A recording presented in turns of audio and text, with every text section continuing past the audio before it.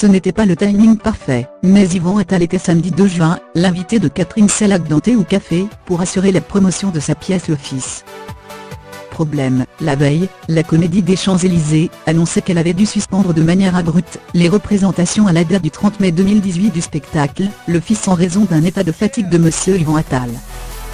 À lire aussi Ange Johnny Hallyday, mon père me manque tellement Ange Johnny Hallyday, mon père me manque tellement Laura Smet et son Ange Johnny Hallyday, mon père me manque tellement je me suis toujours soucié de lui Meghan Markle, attristé, évoque son père, je me suis toujours soucié de lui terrible manque d'amour, Tatiana Silva seule après la mort de sa maman. Son terrible manque d'amour. Enregistré avant le coup de fatigue extrême du compagnon de Charlotte Gainsbourg, l'émission a notamment permis à Yvan Attal de se confier sur son rapport avec son père décédé, Élie Attal. Des confidences rares. Je ne suis pas un père à la hauteur de mon propre père, avait-il déjà confié en 2015.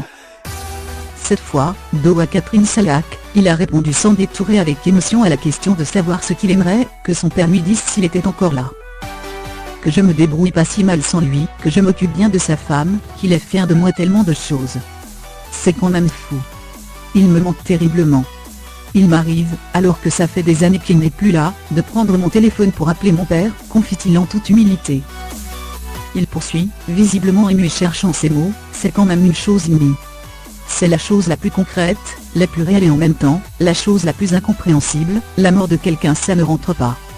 Né ayant grandi à Tel Aviv, Yvan Attal était le fils unique d'un père horloger et d'une mère au foyer.